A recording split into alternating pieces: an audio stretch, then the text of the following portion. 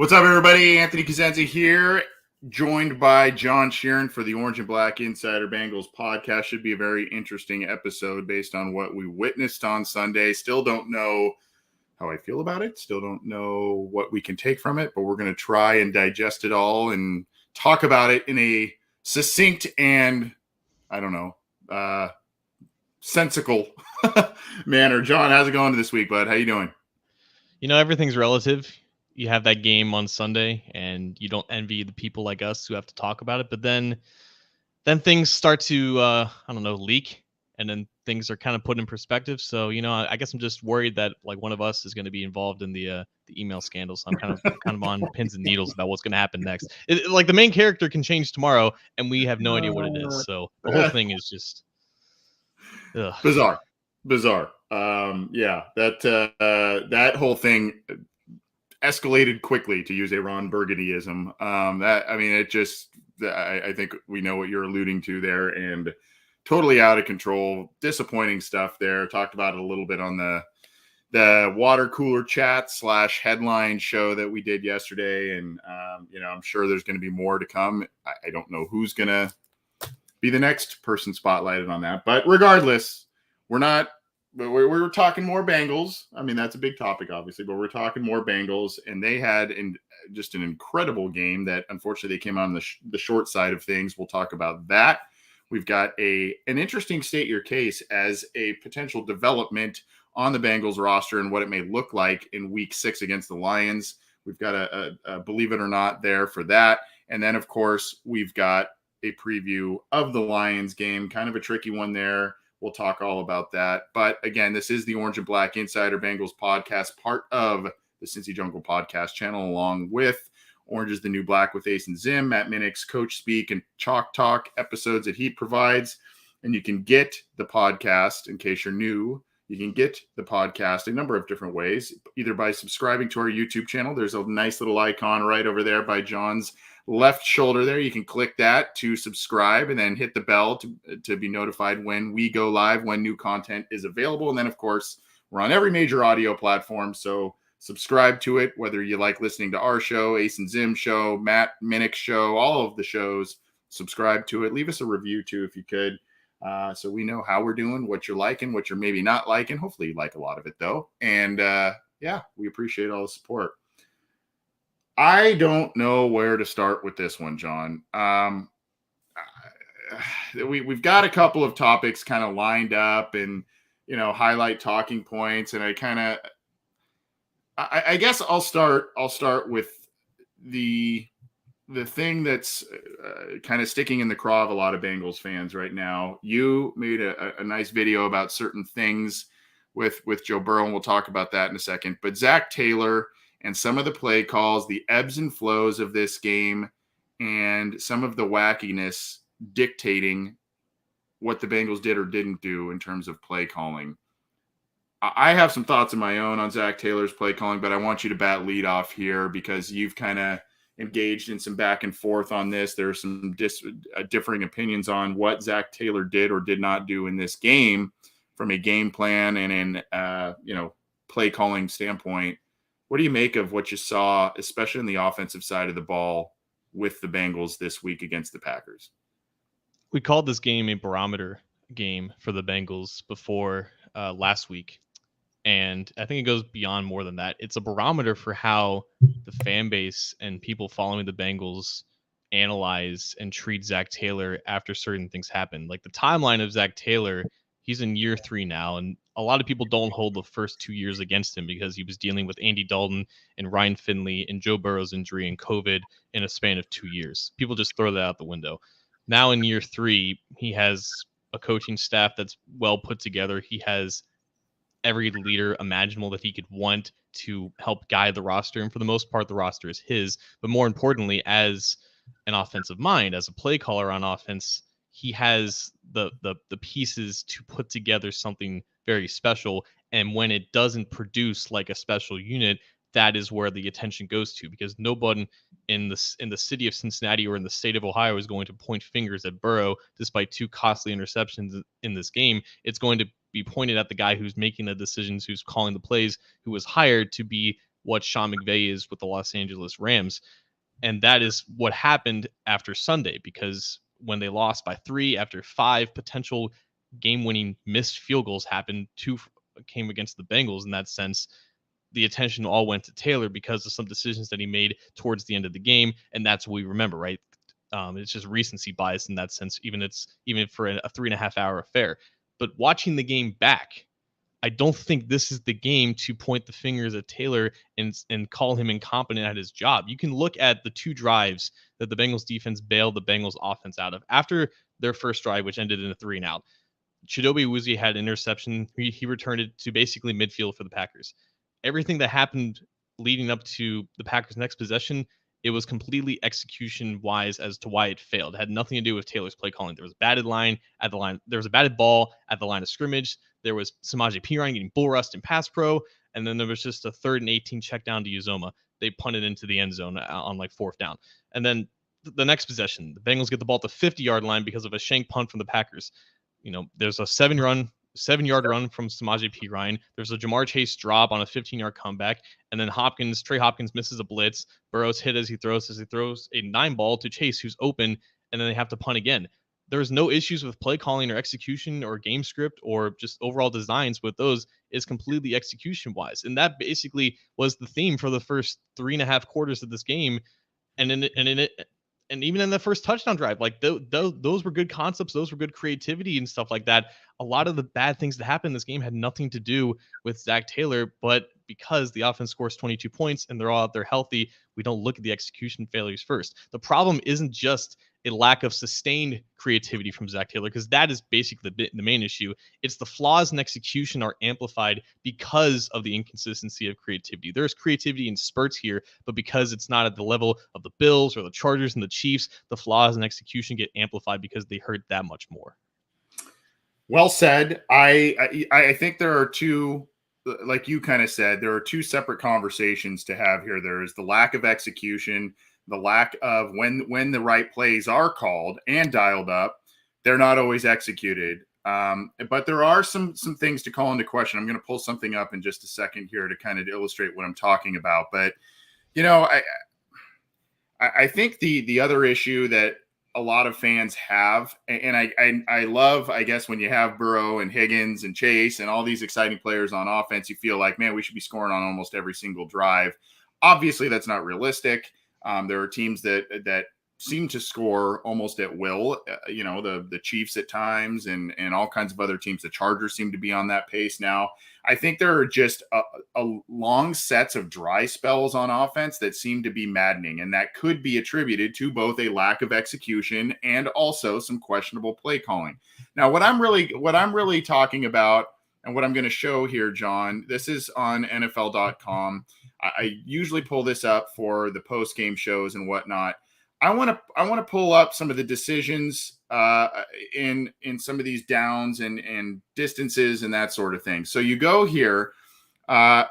This is one that really bothered me, and I understand you're looking at a 4th and 9. This is the possession after the Bengals got the interception. You alluded to the Awuzie interception. They go 3-and-out. Well, what happens here? You had a 3rd and 18, and then you get 9 yards on that, and you're facing a 4th and 9. Well, 4th and 9 from the Green Bay 41. 4th and 9 is not easily achieved. You are kind of in no man's land at the Green Bay 41, so you decide to punt. Well, hindsight being 20/20, John, the issue with that is Kevin Huber punts it into the end zone, and you only net 21 yards on the punt.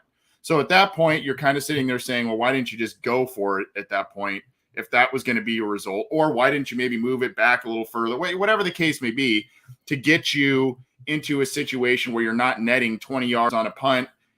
20 yards netting on a punt is fine if you pin them in the 10-yard line, 5-yard line. When you give it to them at the 20-yard line, that's not good football, right? I mean, that's just not sound football. I'm going to go down to the end. There are a couple of drives here. This was a punt situation here. This points to your execution situation, John. They go for it on 4th and 2 from the Green Bay 30, which is the right call to make at that point. And what happens execution-wise? There is a holding call on Quentin Spain to negate a Joe Burrow draw for a first down. So you can see here in those two drives, what I'm illustrating here, the first one is maybe a questionable decision. The second one is, to your point about the execution. And then late in the game, John, I understand the, hey, let's try and get this thing done. This should 49 yards is a tough kick, but it should be one that your field goal kicker makes. However, I guess my thing is looking at the situation, the kickers are just struggling in the game. It's still not an easy kick at 49 yards. You've got a ball that you thought may have been a first down on a Joe Mixon run, and they opt not to go for it. They kick the field goal and obviously missed it. So that kind of calls into question. Those are some of the instances in both play calling and in execution that I think were real big markers in the game. And then, of course, the 2 Joe Burrow interceptions. We'll talk about Joe Burrow in a second too, but those are some of the critical points and decisions or lack of execution that I think really kind of turned the game against the Bengals a bit. Matt LaFleur, Zach Taylor, good friends from their time in LA. I think very similar minds in how they approach being a head coach and how they communicate and how they lead their teams. LaFleur and Taylor managed this game almost exactly the same. I think Ace Boogie brought that up right after the game. Like, if you want to criticize how Taylor was conservative with bringing out his kicker, that's exactly what LaFleur did too. Of course, LaFleur has a veteran kicker, a grizzled veteran in Mason Crosby, who's made some of these kicks before, but they were both going through the same struggles. And LaFleur kicked it with Mason Crosby on like 4th and inches when he had Aaron Rodgers at quarterback. I understand that there is a tendency to get on Zach Taylor for not going for that 4th and inches, or I don't know why they didn't challenge that Joe Mixon run on 3rd and 2 when he was like stuffed right at the line. And it was very questionable as to whether or not the ball did cross the line. But you drafted the kicker in the 5th round. At that point, at that instant in time, there was no gust of wind to push the ball towards the left flag.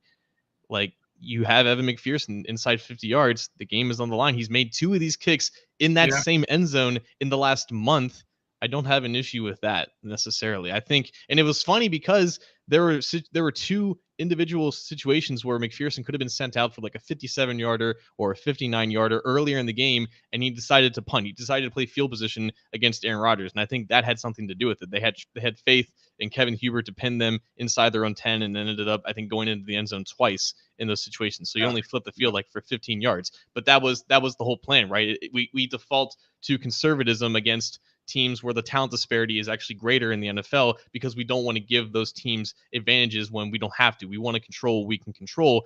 But on the flip side, when you're more progressive about it, you gift yourself more opportunities to get out in front of it ahead. So earlier in the game, there were people that were chastising Taylor for not sending McPherson out for those long field goals. And then when they did, and later in the game, they missed it. So it was basically a lose-lose situation. But again, I think Taylor managed this the same way that a head coach who's now won 30 games and 37 games did, and he just happened to end up on top.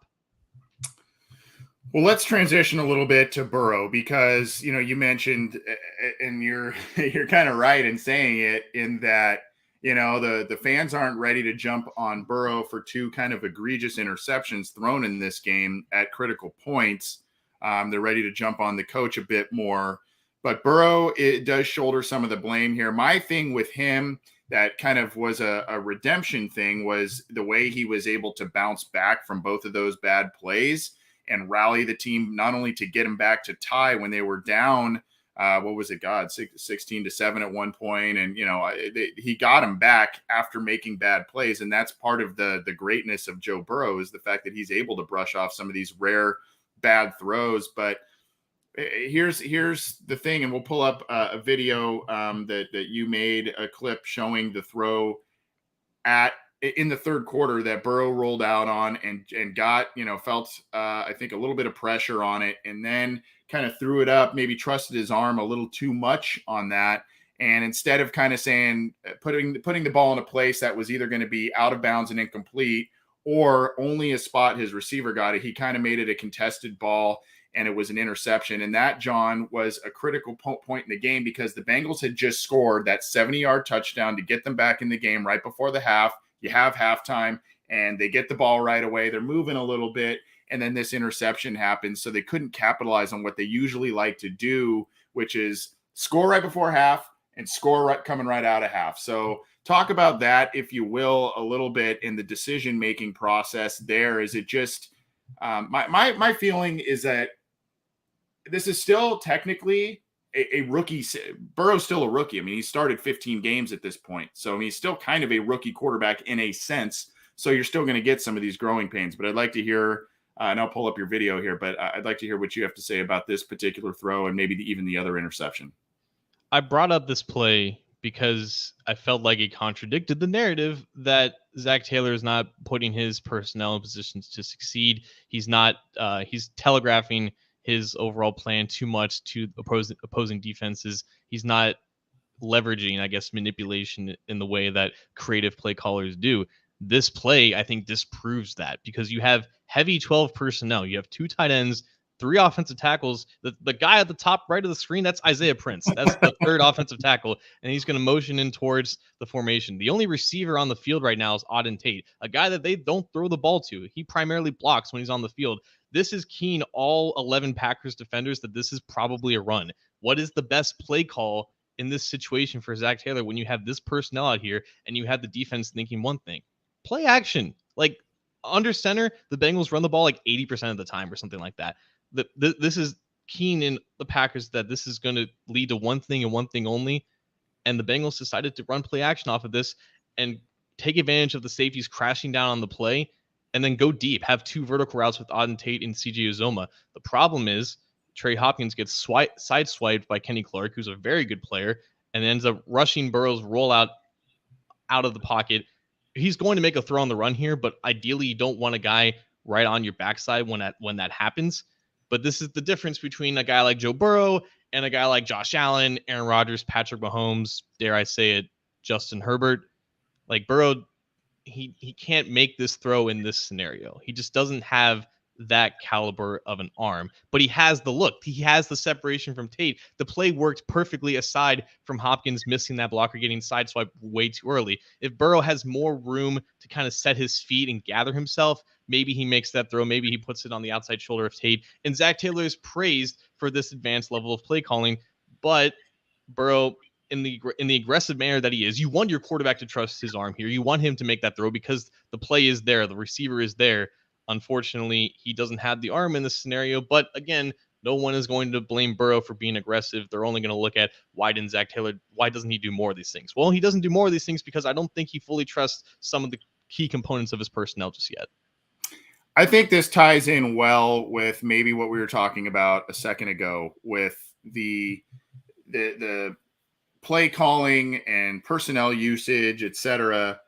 And I want to credit Willie Lutz, who's a great follow on Twitter. He kind of brought up a point. I mean, I noticed obviously that Drew Sample was targeted 4 times in this game, and it was kind of like, oh yeah, it's kind of interesting. Drew Sample was targeted 4 times in this game, and Auden Tate has been targeted 3 times the entire year, including, I think, this play here. So what a stat. That boggles my mind. And especially, I mean, there's nothing wrong really with trying to utilize Drew Sample, especially as kind of an option where there's a lot of focus and attention from the opposing defense that's going to be paid attention to Higgins and Chase and Boyd and maybe even Uzomah. And you can have this little outlet and use him in Sample as a guy who's down the pecking order. But, as those guys command attention, you can kind of take an easy gain there. Well, what happened is this week and those 4 targets, 1 was a drop, 1 he caught, and he only got 6 yards on a play that he should have got way more because he tripped. And then, he catches 2 balls for 9 yards on 4 targets. And so I guess, that's one of the issues that I look back at and say, well, what's going on with Auden Tate? Because this is a guy, especially when you have offensive stallouts, when you have problems sustaining drives, when you have maybe some of these 3rd and mediums, 3rd and longs, that's a guy who moves chains. That's a guy who has an exceptional catch radius. That's a guy who has great contested catch ability, and he's not being used. 3 targets in 5 games, John, as opposed to Drew Sample getting 4 in this game alone. This isn't a trash Drew Sample thing that I'm trying to tell you.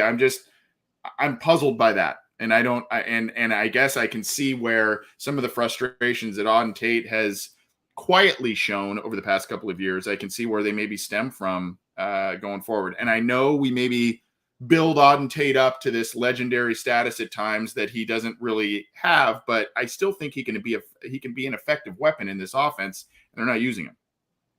Well, they tried to, and Burrow underthrew him. Well, yeah. Yeah. That being said, yeah. I don't know, man. Like he's wide receiver 4. There's 3 Yeah. receivers that are clearly better than him, ahead of him on the depth chart. I think it was telling when they used like Mike Thomas and Trenton Irwin maybe more than him, or they just used an overall like group platoon effort to replace T. Higgins when he was out. But when those 3 are on the field and they're healthy, like there's just no chance of Auden Tate being a future Right. member of this offense. And Right. unfortunately, he's entering the last year of his deal, and those 3 guys, at least all of them, have at least 3 years left on their deals. It's just like I, I'm not saying what's the point of using Auden Tate, but I understand why the lack of attention is being drawn there. But I think this also it could be point to Zach Taylor in this game where Drew Sample is not what the Packers are keen in on. He's trying to get the most out of that pick, and unfortunately, Drew Sample is proving he's not that guy. But unfortunately, yeah, you're right. We do kind of prop up Auden Tate to be that guy when unfortunately there's a reason why he is where he is on the depth chart. Yeah, you see Michaela Garfield here, hashtag use Auden Tate. That's a good one there. Vita Scott saying Auden doesn't get separation. Yeah, that is not his forte, but his forte is size, catch radius, contested catches. And someone else said a guy that draws a lot of flags for pass interference that could be used too. But I'm just saying red zone weapon, third down option. You may want to look at that a little bit more. I'm not saying take away all these targets from the other big 3 wide receivers, but a guy, when you see the disparity of targets with a player like Drew Sample and a player like Auden Tate, it just causes your mind to raise a few questions. Let's keep grinding on here, John, on this one before we transition a little bit. But here's kind of the thing here with this game. We talked last week with Mike Petraglia. We've talked a bunch about, you mentioned it earlier, barometer game, and where does this put the Bengals? And if they won, what would that have done for them in the eyes of the national media? They would have been 4-1 and atop the AFC North, et cetera, et cetera, et cetera. Well, they didn't win. They made a hell of a game of it, and they played well in a lot of respects. They made a lot of mistakes in a lot of other respects. Still lost by 3 points at home to an NFC powerhouse, took them to overtime. I don't like moral victories. There seem to be people that are taking some moral victories out of this one, and I understand that. But there's just a lot of questions left to be answered in terms of, should we be happy that they were close to beating one of the best teams in the league or perceived best teams in the league? Is this simply still a younger team, quote, still learning how to win? And then there's the whole question about Zach Taylor in one possession games, not closing out things. So to me, there's a lot of yeah buts. There's like, yeah, you can feel good about this one being close, but I mean, they didn't win. And yeah, you can feel good about the performances in a lot of different ways and that they should have won. But we've seen this song and dance before with or without Burrow in terms of them unable to close out a lot of these close games. It's always the next game. This is what we talked about with Malik Wright and about how this game was supposed to be the biggest game, but there's always going to be another one that means more. It's more impactful. It's closer to the end of the season. It has bigger playoff implications. Week 1, they won at the buzzer at home. They won a close game against the Vikings. There was a lot of relief that they can actually do something like this. Even when they don't play their best, they can find a way to win. They go on the road and beat the Steelers by 2 touchdowns. They beat their arch nemesis. Even when they aren't at the top of their game, they've proven that they can beat him in a regular game. And then they come from behind in prime time against a bad Jaguars team, but they still figure out a way to win. And then they go up against an opponent that's actually respected from a national perspective. And something very similar happens to the first 2 years of Zach Taylor. And then we start to have this conversation again. It's why there will always be that next game that resets the narrative or will reaffirm whatever pessimist has to say about the nature of the Cincinnati Bengals. I think Mo Egger said it best. Like, regardless if you're optimistic or you're pessimistic about this team, this game should not necessarily change your stance. Because if there wasn't that last second gust of wind coming over the Ohio River, that Evan McPherson kick is in. Like, there's a reason why he was confident and celebrating with his holder and punter when that kick was halfway into the air. Like, he knew that it was in if there was no wind, and then all of a sudden it gusts it and turns it to the left and it hits the flag. I've never seen that before in my life. 5 missed kicks in this game. I've never seen anything like that before. Like, they had this game won, and I know that it took a lot of luck from 4 total missed kicks from Mason Crosby, but sometimes that's just what happens. I think in total in the first 5 weeks of the season, we've had 19 games that have come down to like the last play or some type of a last second incident.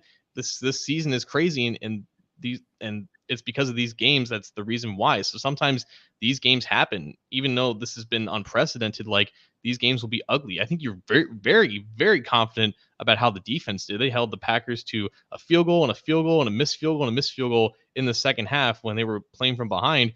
And for the most part, like, they did their job against the best quarterback arguably the best quarterback in the NFL, arguably the best receiver in the NFL, and just a very talented offense that can do whatever they want regardless of the defense. The defense played much better than expectation. It's just, unfortunately, there's just execution errors on offense that are holding this team back. And if they perform like I think we thought they would perform, then they win this game easily, but they didn't, and they almost won anyways. Yeah, the defense thing is an interesting point on that. I guess I may be on a little bit of an island in terms of the performance there. I understand that, yeah, they held them to 22, and yeah, they held them to, missed field goals and a lot of a lack of points in the second half. But I mean, Aaron Rodgers threw for 340 almost, I think. Devontae Adams had over 200 yards receiving. They had 130 rushing yards. I mean, you knew they were going to get theirs and get the stats and whatnot, but Trey Hendrickson was the only guy who brought Rodgers down, and he did it twice. There was a lack of big plays from the linebacker group that we have seen regularly through the first 4 games. I don't know. I liked what Awuzie did. I liked what certain players did on defense, and I understand the limiting the damage in the second half. But I mean, this game would have looked quite a bit different if Mason Crosby didn't have a historically bad game. And I don't know. I see, well over 500 yards given up on offense for the Packers. And I go, I don't really know what to make of that defensive performance, but I guess for me, I'm still holding a little bit of optimism in terms of what the performance showed us in this game, but I still have the familiar worries about unable to close out a game that it's a 1 possession game. I still have my worries that, at critical moments in the game, there are plays that just completely take you out of the ability to put your foot on the throat of an opponent. I mean, it's not just the Quentin Spain holding call, but that was a big play, and that was just kind of a microcosm of what this team has been about for, in the Taylor era and maybe even for a really long time.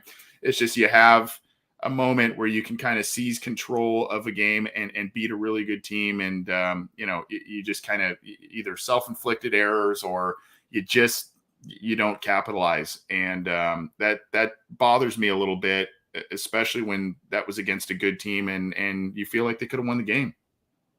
LeVar Hollis in the comments section, this game could haunt them if they were 1 game out of the playoffs at the end of the season. Well, again, they barely beat the Vikings. They barely beat the Jags. That's 2 wins to this 1 close loss. But good teams don't define themselves by how close games go. That's why most people coined them as coin flips. And it's why for the first 2 years of Zach Taylor's career, we talked about these games are going to flip the other way when they get better.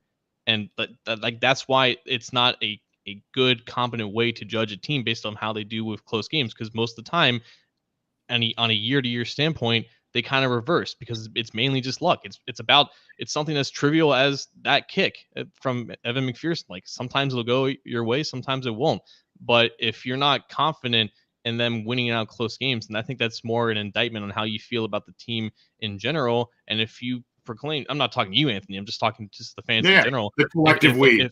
Exactly. If you're, touting this team as a team that can win 10, 11 games because of how talented they are, but you're still worried about how they can finish off close games, I think those 2 things kind of contradict each other. There are some other just kind of interesting and or concerning facets with this team before we close up, and we're going to move into our believe it or not and previewing the Lions. 2 weird things, John, we've had for the Bengals this year. 2 overtime games, one that almost went to overtime on Thursday Night Football. In the first 5 contests, you almost have 3 overtime games, and the 2 overtime games they did play went well into overtime. So that's kind of an oddball anomaly in itself.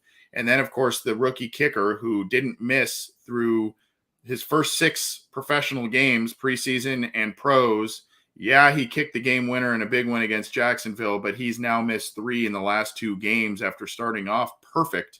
I don't want to say I'm worried, but that is something to kind of monitor here, especially when he was a guy who was drafted to make not only clutch kicks, but big yardage kicks in clutch moments. That's why Randy Bullock was replaced by this guy. So I don't want to say I'm worried about Evan McPherson. I just, again, I keep wondering about how he responds to some of these misses going forward here. It's like drops, man. It's exactly like the Jamar Chase drops conversation, because we don't know how these things kind of develop. It's completely it's an individual thing. It's completely up to how they respond personally, and these things are just hard to analyze. Like, we're not going to pretend to know the dynamics of what goes on when a kicker is in a funk. That's only for the guys who have actually experienced that hardship in there. So I think at least in my 2 cents, the kicks weren't bad. Like, it was 57 yards off the post, like halfway up the post, and again for the third time off the flag from Yeah, that's 49 yards out. Like, those were good kicks, and I think the wind definitely affected one of them. It may have affected both of them. I don't think just off of like, they weren't shanks. It's not something that's going to completely destroy your confidence. And I'm just speaking from any just past like precedent that's in my mind. Travis Ward here in the Facebook chat says the rookie kicker will be okay. He's been put in a lot of big spots early. He should not have. Well, we'll see, but he's one of the guys that's going to be critical going down the stretch. He's got to get rid of the yips here that are that are plaguing him a little bit in these last couple of games. We're going to continue on here and tie a ribbon and try and move past that one against the Packers. And we have a, believe it or not, to get to. But before we do, we want to tell you guys about some new happenings with our partnership with Symbol. And of course, by now you probably know, if you have listened to this show with any kind of regularity, you know about our partnership with Symbol, SIMBULL.app/OBI. It is where you can buy teams like stocks, and it's kind of a sports stock market. You can buy shares in a specific team and either hold on to it for the short term, hold on to it for the long term, and make some money. And there is a special promotion going on by using the promo code OBI, which of course stands for Orange and Black Insider, but you got to be able to use that promo code and deposit at least $100. John, you want to tell us a little bit more about it? Absolutely, man. If you go to symbol.app, that's SIMBULL.app/OBI, and use the promo code OBI, you get $100 risk-free deposit. That means you can deposit a Benjamin of your hard-earned cash. You can invest it into the Symbol market. And if you don't like what you see, if you think it's just not for you, or maybe you've unfortunately incurred some losses, you can take that $100 out. No risk, no charge to you. It's Symbol's incentive to get you to try out their market, and I would definitely recommend it. It's a lot of fun. It's not like anything that you've ever really seen before. It really is the dream of combining the stock market with sports teams and leveraging your knowledge on how your favorite sports teams or sports leagues that you follow, how those teams are trending either upwards or downwards. They have college football now. They have the NFL, MLB, NBA, and starting, I think, last week, the NHL. The NHL season is now in full swing. The Sim Blue Jackets, if any Blue Jacket fans are out here in Ohio, they're at a $28.16 share price. They're actually the fourth cheapest NHL sim market team. So if you want to buy low on the Sim Blue Jackets, definitely check that out. But definitely go to symbol.app/OBI. Use the promo code OBI to get your risk-free $100 first deposit. We have the link in the live chats for you, so no excuses. Go to the link, use the promo code, and check it out. Well, we've got an interesting one on the Believe It or Not. Let's get to it.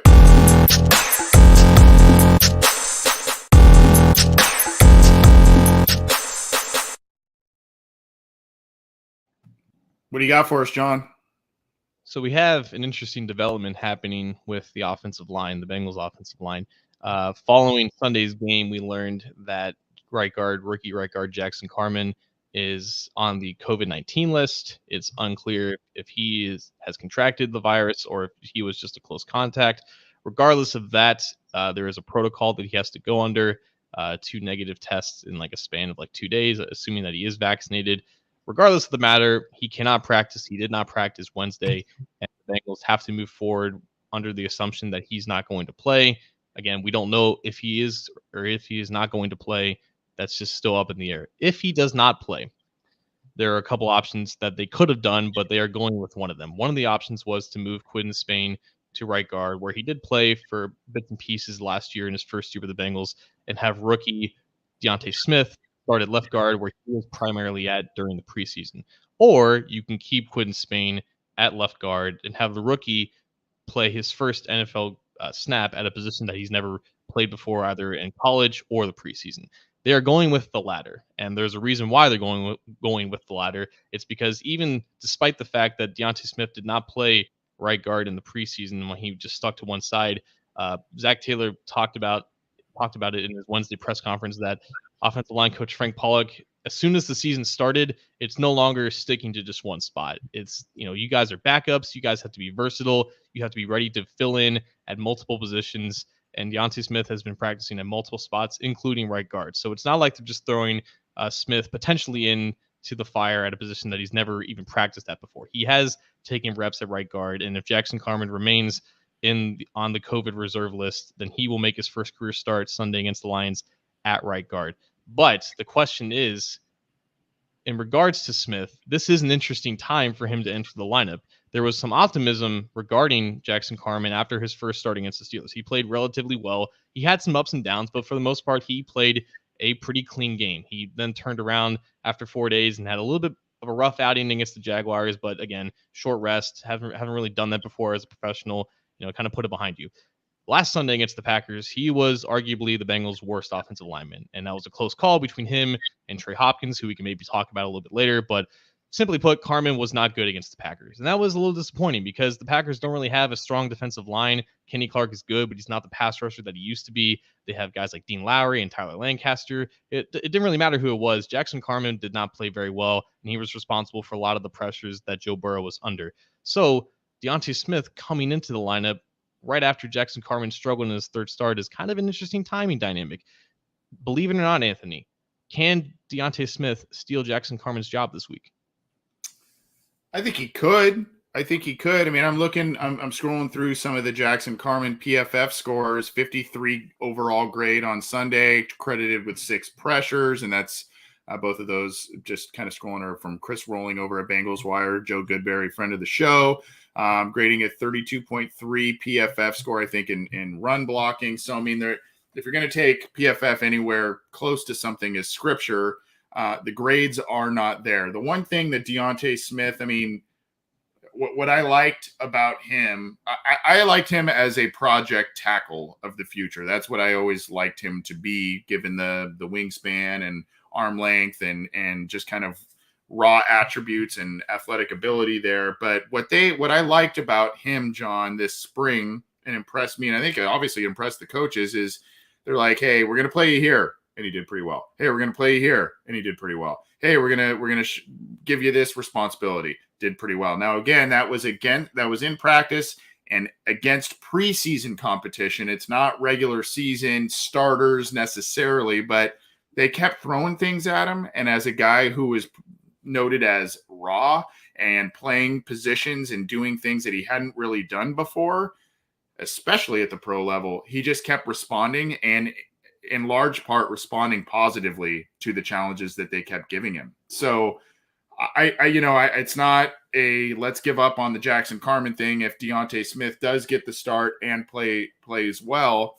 But I think, if he comes in and provides you with something better than what we've seen on tape and something better than what we've seen from these PFF scores for Jackson Carman, I think there's a possibility, because there's not long leashes for some of these guys out there under Frank Pollock. I mean, we saw Xavier Su'a-Filo as a starter. He kind of got hurt, and now he's kind of out of a job, and now they're already elevating potentially the rookie that wasn't really planned to be at right guard there. So that's my thing, is I think he could. I don't know if he necessarily will be, someone where they go, yep, that's your job now. But I think he could go in there and at least provide a heavy conversation for the coaching staff given what we saw in training camp and in preseason, and is responding to the challenges they kept presenting to him. Yeah, this question's a bit unfair because it's not whether or not Deontay Smith can play just as good, if not better, than Jackson Carman. I think we can believe that because of the level of the standard that Jackson Carman has unfortunately set for Deontay Smith. It's whether or not we believe that this coaching staff would give the reins to yet another rookie after a veteran was the week 1 opening day starter and may still be starting had he not gotten injured in week 2.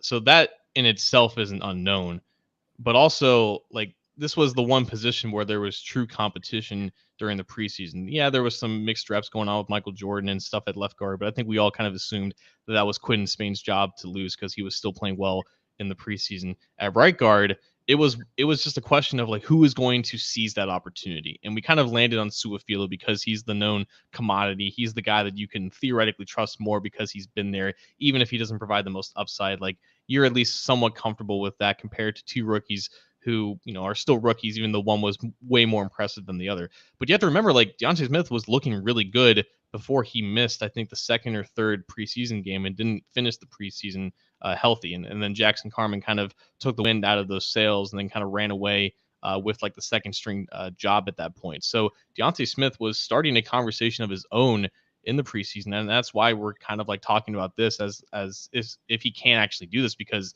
we saw glimpses of it, and he could just be like the poster child of how COVID really screwed with our minds. Because in 2019, which was the last time that he played football, like he was this really skinny kid.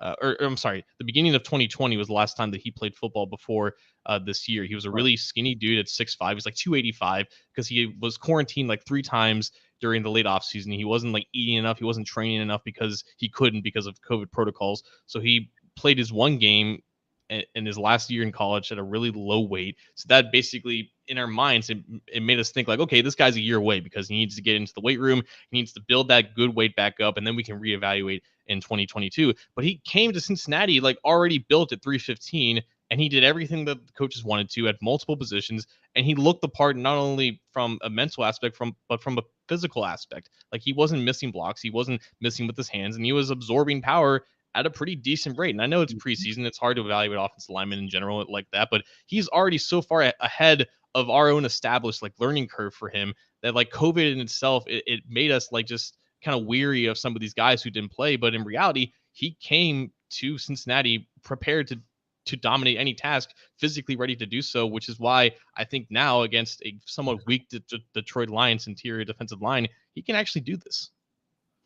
I had that was one of my favorite picks of this class, and we've talked about him a bit now. Obviously, those conversations have died down since he's not been starting and that sort of thing. But I really liked the pick when they made it, and I felt like he was going to be a project guy. But that project had, like I said, came along a lot faster in terms of yielding positive results. It came along a lot faster than I think a lot of us anticipated, maybe even the Bengals anticipated. So, I'm not ready to sit here and say he jumps in and yeah, he's got this job. But, I think I would like to think that the Bengals are seeing the issues that are occurring at right guard and at center along their offensive line, how it is impacting their ability to throw the ball, run the ball, etc.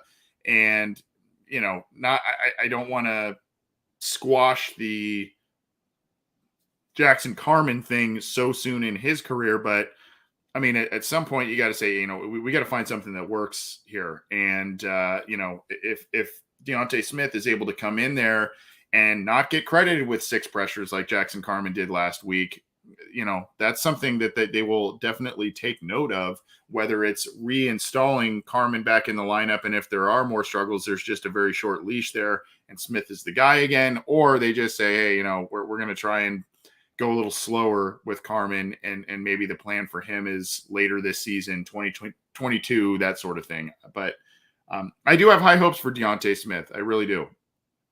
Yeah, and I think ideally you have both of these guys as your long-term starters at guard. If that's where they want to keep Smith and they don't want to mess him up at tackle and they want to look for something else there, I think that's totally fine because I think he could be a fantastic guard with that build and with that intellect. And also, even if Deontay Smith plays well in this game, and this is all, again, assuming that Jackson Carman doesn't play and he's still on the COVID list, even if he does play well, if they want to go back to Carman and give him another chance for the sake of continuity, I think that's fine. I think we're just so entrenched in the idea that you have to put out the best guy out there. You have to just make any changes necessary because Burrow is too important. You can't allow any unnecessary pressures. That was the mindset under the last offensive line coach when he would change things by the week because everything was not working. I think you're in a higher class of coaching and overall plan under a new offensive line coach under a new direction where you don't have to do that. You have trust in the development, you have trust in the coaching, you have trust in the adjustments, you have trust in that guy developing your second round pick the way that he should be. And if they want to give him another chance to prove them right, then I think that is totally fine. You don't have to change things just because they aren't working exactly how you want them to. Yeah. Well, we'll see what happens. I think we have to wait a few more days here to see, as we sit here and record this show on Wednesday, we have to wait and see what happens with Jackson Carman and if he will. Obviously, ideally, we want both these guys to work and find their place on the offensive line and find starting positions. It's just a matter of where and when and what makes the most sense. So, we'll have to see what happens there. But an intriguing situation could be developing, though, because of it's all about opportunity, right? And what you do with the opportunity when that situation arises. Are you going to seize it or what have you? So very, very interested to see what plays out this weekend at the right guard spot. Speaking of this weekend, John, let's start kind of closing up the show by talking some Detroit Lions. This one worries me a little bit for the Bengals. And I know that may be a laughable statement given that they're playing an 0-5 team and the Lions are perennial doormats for the most part, even under some of the best years of Matthew Stafford's career. They've been perennial doormats in the NFL. Here's the deal. You had an impassioned coach at the post-game press conference last week. I think he was like borderline in tears or in tears about the effort level that his team is showing and the heart that they're showing and how they're so close and they're not giving up. And there have been a few games that they could or should have won. I know every team can say that, but I mean, the record-setting kick by Justin Tucker and the Ravens getting the win there. There was the situation last week against the Vikings where they barely lost that one. They were in the game against the Packers for a little while until that one kind of got a little out of control. And then it's just the trap game with the Ravens coming the next week after this Detroit game. You're off this, once again, a draining overtime game against a quality opponent. So I don't know. It worries me a little bit.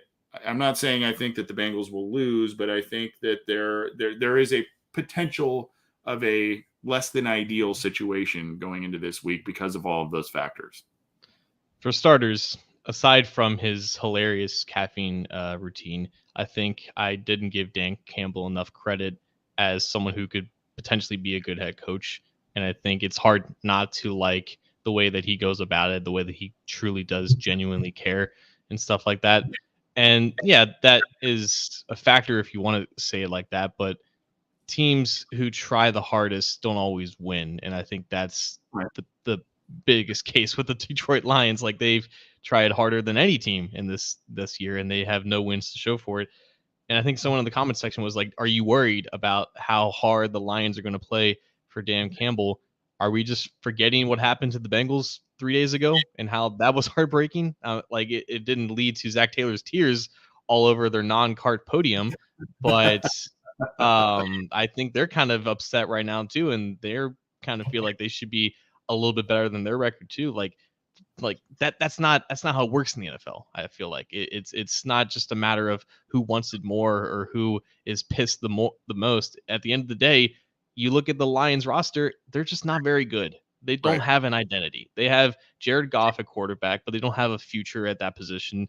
They have major question marks at positions that they figured that they wouldn't have question marks opening this season, specifically with the offensive line. Their defense is just not good. They don't have any cornerbacks. They don't have any wide receivers.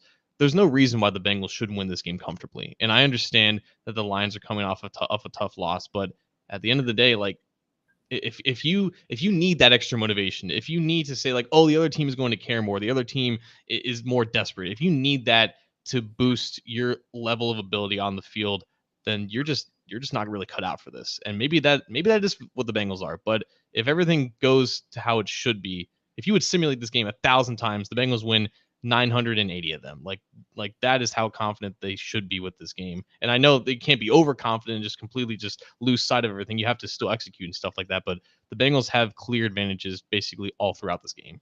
Yeah, there's a talent disparity for sure, and I'm not saying even that the Lions would care more about the game per se. I just think that 0-5 record doesn't necessarily tell the whole tale of the tape with the Detroit Lions this year. Even with,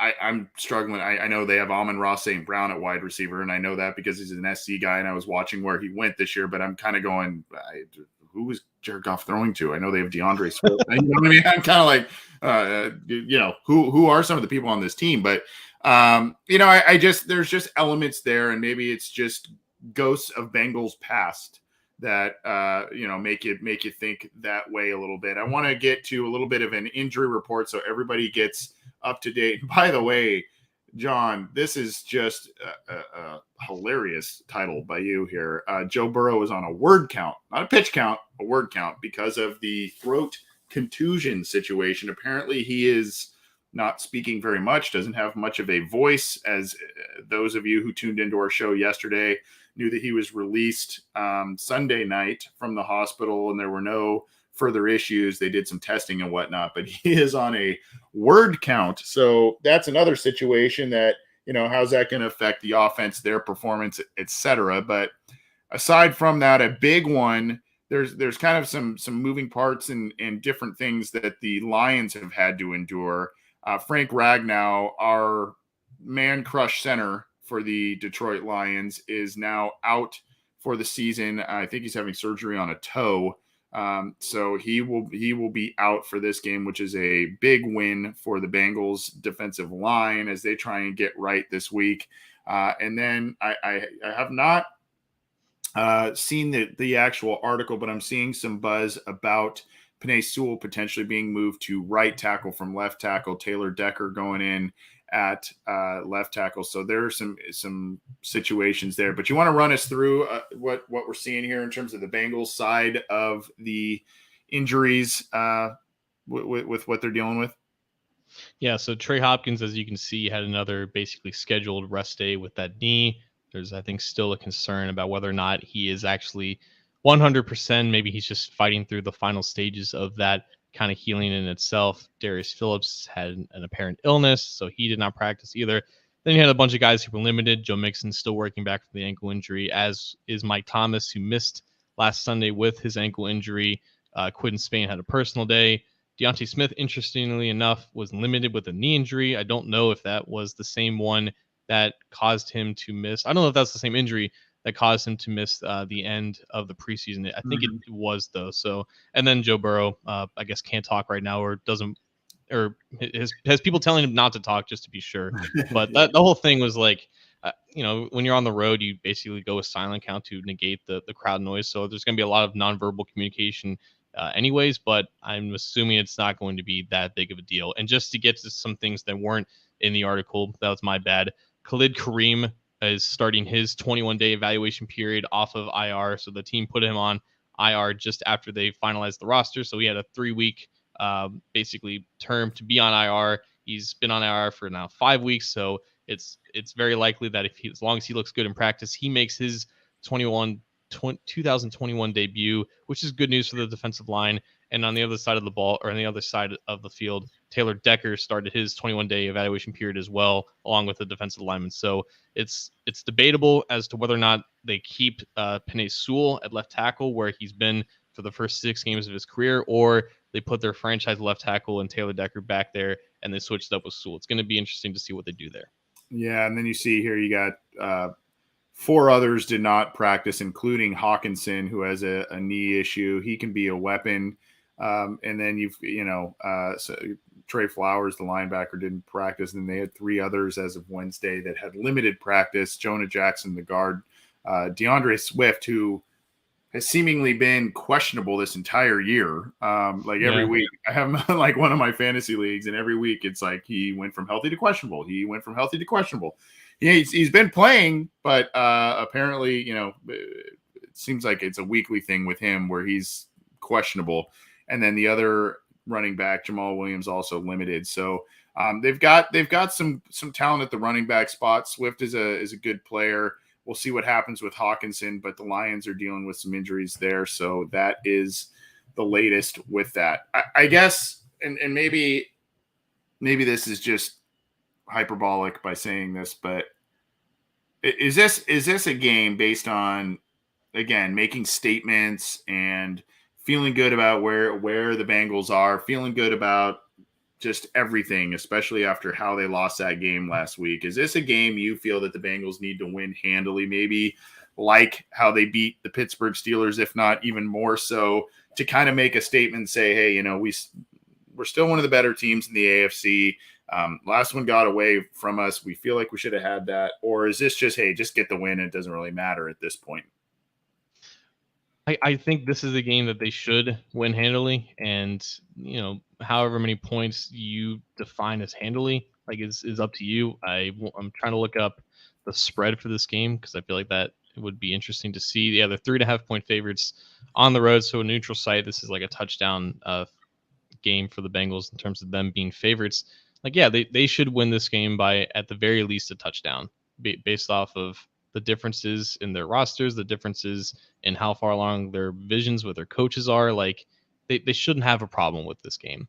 And how your expectations with that and how this game actually ends up going is going to, I guess, greatly impact how you vision the rest of the season. Because after this game, things kind of get tough.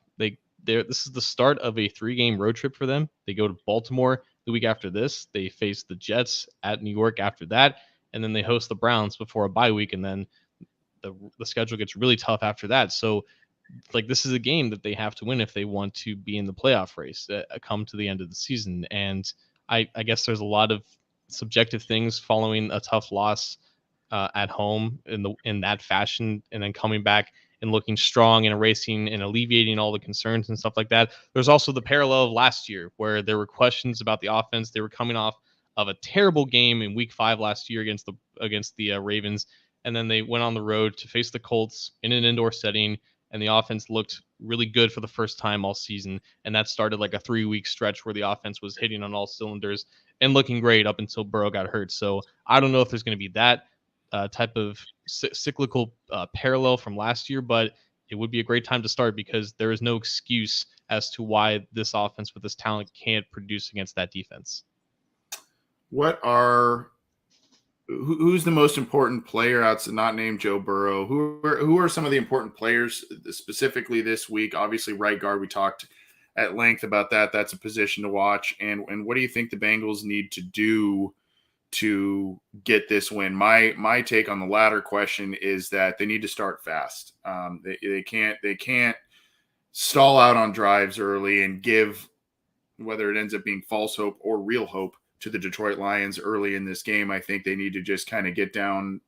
They need to get on them early, score points early. That's been kind of an issue where the first, they haven't scored a point on an opening drive all year, right? So they need to get some form of momentum early is kind of something that I think needs to be a priority this week. And the weird thing about the lack of points on opening drives, I know there was the missed field goal that they had an opportunity to, but those are usually your scripted kind of plays that you go through and during the week, and usually you execute that opening drive game plan pretty well, and that just hasn't been the case with the Bengals. But I'd love to hear your key players and keys to the game, John, as we start wrapping this thing up. Well, I know one thing. A lot of Bengals fans are going to be watching number 58 for the blue and gray there. Yes. Regardless of what edge he's protecting, that's a matchup that the Bengals have to win. Unfortunately, he's in a learning curve right now, and he's not playing his best football. He's not playing like the guy who dominated at Oregon in 2019. So regardless if it's Trey Hendrickson or if it's Sam Hubbard, they need to take advantage of that because Jared Goff does not do well under pressure or evading pressure of that sense. But also I'm looking at T. Higgins. We talked a lot about him in the offseason as the guy who ascended into this number one receiver role. And who knows what his numbers would be had he not injured his shoulder against the Chicago Bears. But we've had a Jamar Chase game multiple times. We've had the Tyler Boyd game. We've had the CJ Uzoma game on the same day as Tyler Boyd. When is T. Higgins going to really break out and dominate and assert himself against the defense? And I think he's told the media that he's 100% now. He's fully recovered from that shoulder injury. There's no limitations. I'm interested to see how much Burrow goes back to him because there are some people out there who are thinking that he's kind of locking in on Jamar Chase, and for good reason. Things tend to go well for the Bengals when they target Jamar Chase so far, but is T. Higgins going to reassert himself as the guy that we all pegged him to be leading up to the season in this game?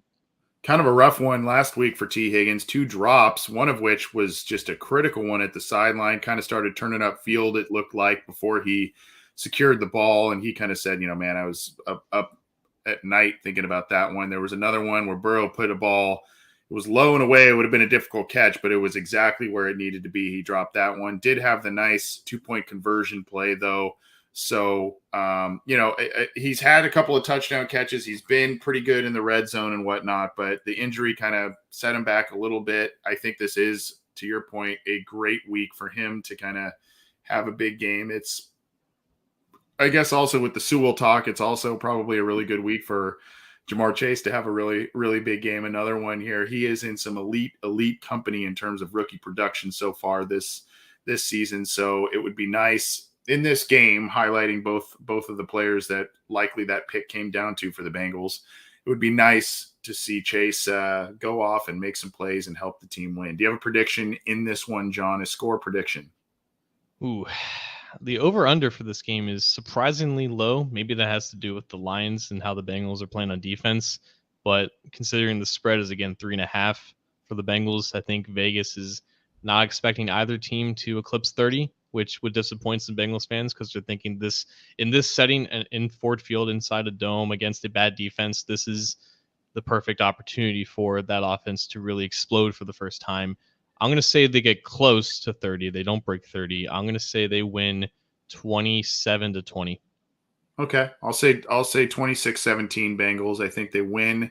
I think, that it might be a little closer than we all are comfortable with at some point, but I just think where the Bengals have more talent is in the areas wherein the Lions are really deficient. You mentioned really deficient in talent. You mentioned the secondary being an issue and the Bengals secondary being one of the stronger points, albeit giving up a lot of yards to Rodgers last week. Awuzie's playing well.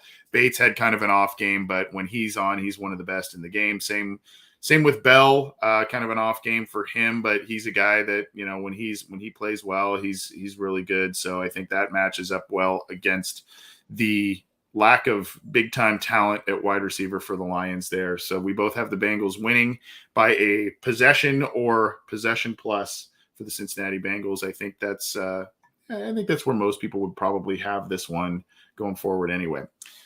Let's drop the mic and get out of here, John. What do you have for us as we start to lock the door, close it, the whole thing, and get on out of here? Yeah, I'm not going to speak too much about this, just with the whole John Gruden thing. I think I don't know why I'm still shocked at seeing people kind of cape for Gruden and what's happened with him and the overall fallout. But, people don't really want to hear my perspective on it. But if you do want to hear a good perspective on it from someone who's in the position that John Gruden used to be, go to the Los Angeles Chargers Twitter page and click on one of the latest videos that they posted. It's about Brandon Staley, their head coach, speaking on the subject. And I think he can say what needs to be said better than anyone who's not in that position. So definitely check him out for that perspective, because I think there's still a lot more people in this world that kind of need it. Yeah, that was shocking and disappointing. I had the pleasure of meeting Jay Gruden at one point, and he was a really, really nice guy when he was coaching with the Bengals. Really nice guy, at least when I met him in our brief interaction and stuff. And, I just kind of hearing some of this stuff from, and I think now he's painted in a much different light. But at one point, John Gruden was when he was on ESPN, he did the fired coach quarterback camp and all these things that we kind of watched, and he was entertaining on Monday Night Football when he was there, and just, I don't know, kind of seeing and hearing some of this stuff. It's pretty disappointing and pretty shocking that some of that stuff has come to light. And I think I do know what you're talking about with that Brandon Staley clip too. So definitely recommend people watching that. Well said, John. I want to bring this up. I'm surprised we haven't really talked about this. This is from, and I had the pleasure of meeting this guy at the Vikings game. AJ Carbone, he and his family do like the really cool, like fun Bengals super fans videos, and it's a really cool Twitter account. He recorded this is Peter King talking about the Bengals Hall of Fame voting and things of that nature, which I found to be pretty shocking. I don't think we've really talked about this much, John. Correct me if I'm wrong. I'm going to play this. It's a 40-second clip. It's from Bengals super fans on Twitter. I think right now we are watching the dawn of a great quarterback career. Now, can you be a Cincinnati Bengals quarterback in this era and eventually make the Hall of Fame? I don't know that. I found 30 years being on that committee that where you begin your career has an awful lot to do with whether your career ends up in Canton or not. But Joe Burrow right now looks to me like he's going to be a top 5 quarterback in the league, top 7 or 8 at the very least. So that, of course, was following the Jaguars win. So the narrative kind of obviously is quieted a little bit in terms of, Joe Burrow hype based on probably would have exploded had the Bengals beat the Packers this week. I don't want to, this is like, could be a segment all in itself, but we just hadn't talked about this. That was a really disheartening comment. Not like as a shot at Peter King necessarily, because he kind of gave us a look behind the curtain, and it shows a bias there, an anti-Bengals bias in terms of the Hall of Fame voting, which we kind of figured it existed, but he kind of almost like spilled the beans on it. I don't know what to make of this, because Peter King is constantly critical of the Cincinnati Bengals because of his time covering the team. He likes to slight them pretty often, as does Mike Florio. And when those two get together, that's kind of a common theme. But it just basically said, if you're a Cincinnati Bengals quarterback, it's very, very difficult for you to make the Hall of Fame, even if you are an excellent one. Pretty disappointing. There is a difference between thinking it like logically and then basically hearing it, and it's confirming just things that you believe to be true. I also think it wasn't Peter King who said this. I think it was Mike Tanier for Football Outsiders. Basically, like the Hall of Fame committee is comprised of a lot of older gentlemen who grew up in those eras where the Raiders and the Steelers and the Cowboys were dominant, and that was like where a lot of the media around football was centered, and that's where the attention was, and it was just hard to really gauge how good some of these players were on some of the smaller market teams. As time has gone on, though, like a lot of those names are still involved in the committee and the selection process, and it's made it very archaic based off of how the game has evolved and how media has evolved in it as well. Like there's no longer a small market like team. There's no longer these biases against teams that don't have attention because social media has changed that. So I am interested to see in the next, 30 years how that changes specifically for the Bengals, because they will have more guys that are going to be eligible and going to be worthy of the Hall of Fame. And because we are now living in a world where you can see more of things from other teams that may not have been as successful or dominant or don't have dynasties, how they are now treated in the process, because a lot of those guys are pretty blatantly going to die pretty soon because they've just been involved with this for so long, and there's going to be people who replace it, people who are more smarter and have more access to things that those guys didn't used to in the past. So I'm really interested to see how much this stays the same, even though everything around the media and the analysis of football has changed. Winning will change that. That's the only thing that's going to change that. And I think that is why Joe Burrow is such an integral and almost revered type of player for this team, because we all feel that he is the player that can ascend them to the level that they want to be at, to erase some of these stigmas, erase some of these biases that seemingly exist. And I was pretty shocked that King just kind of outright said that. I think we all kind of maybe thought it, but it was pretty shocking to see that. So at any rate, I think that was on a Pro Football Talk daily video that he did there. So at any rate, that is going to do it for us on the Orange and Black Insider Bengals podcast. He's John Sheeran. I'm Anthony Cosenza. Thanks for tuning in, everybody. You can get this show on your favorite audio streamer as well as on YouTube. Go check it out. We appreciate the support. Take it easy. Have a great week, and we'll see you soon.